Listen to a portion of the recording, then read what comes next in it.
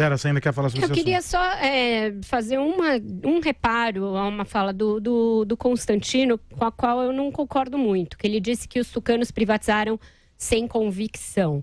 No governo Fernando Henrique Cardoso foi quebrado o monopólio do setor de petróleo, que é algo que não é trivial, precisou de reforma constitucional para ser feito. Foi quebrado o monopólio das telecomunicações, idem, precisou de toda uma quebra de paradigma e foi vendida a Vale, maior empresa do Brasil. Foi vendida a Embraer. Foi aberto o sistema de telefonia, como se viu com o escândalo, com o PT colocando gente na rua, quebrando tudo, etc. Eu acho que ali foi necessário uma política de Estado, e era uma política claramente pró-privatização. Tanto que ele ganhou a pecha de neoliberal,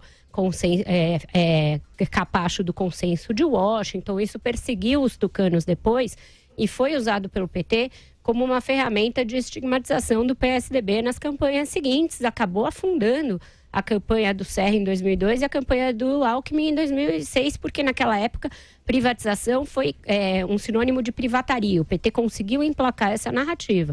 Então eu acho que Edmar Baixa, o Pércio Arida, Armínio Fraga, Gustavo Franco são tão liberais quanto Paulo Guedes. Eles podem não se dar bem, têm ali as suas brigas, muitas delas por ciúme, por ego, mas eu não diria que deixam de ser liberais, economistas liberais e de ter convicção a respeito de privatizações por conta disso. O Armínio Fraga, que fez o programa do Aécio Neves em 2014, já defendia uma pauta de privatizações abertamente naquela ocasião. Então, eu acho que sim, o Paulo Guedes faz isso desde sempre, é um discurso da vida toda dele, mas eu acho que nisso os tucanos também tiveram uma agenda virtuosa.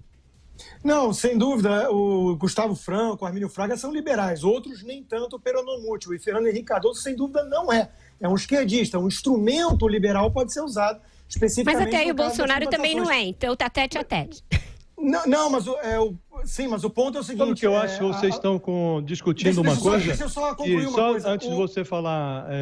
Pode ser que acrescente algo ao que você vai dizer. O que eu acho que deu essa fama aos tucanos, que não é de todo irreal, foi a vergonha com que eles trataram as privatizações depois do governo Fernando Henrique. Nas campanhas todas, botaram o Fernando Henrique num armário que durou muitos anos. Ele foi ser retirado do armário agora nessa última campanha do Alckmin, ainda assim. Acho que o Aécio tirou um pouco e tal, mas nesse caso tem toda a razão. O PSDB, depois de privatizar, e privatizou... metendo a mão em algumas coisas e tal, mas privatizou como gente grande, algumas empresas grandes foram privatizadas, eles tiveram muita vergonha desse processo. E aí ficaram com essa fama.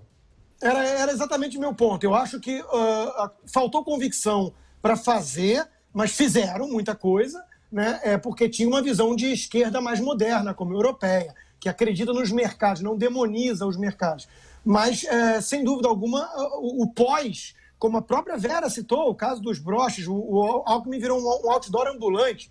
Por quê? Porque ele não tinha coragem de defender aquilo. Tanto que quando eu lancei meu livro, eu convidei a musa das privatizações, Helena Landau, para um debate. E eu brinquei isso na época com ela. Eu falei, teve que vir um liberal como eu, que vive criticando muita coisa do PSDB, para defender o legado de vocês nessa área, porque nem vocês têm coragem de fazer isso. Então veja que coisa. Né? Agora, a modelagem da privatização tucana merece muitas críticas. Eu espero que a atual venha melhor. O uso do BNDES, os grupos nacionais, da forma que foi feito ali, houve muitos erros. Eu espero que isso seja reparado daqui para frente. Nesse aspecto, eu estava falando no Ministério da Economia, e parece que eles têm, no caso da Eletrobras, por exemplo, a intenção deles é colocar ações no mercado, o governo não compra essas ações, a iniciativa privada compra, o governo perde a maioria. Então a empresa... Que é o que já está sendo feito nas subsidiárias da Petrobras, com sucesso. Exato, é o que a Margaret Thatcher fez na Inglaterra. Acho que é esse o modelo. Pulverizar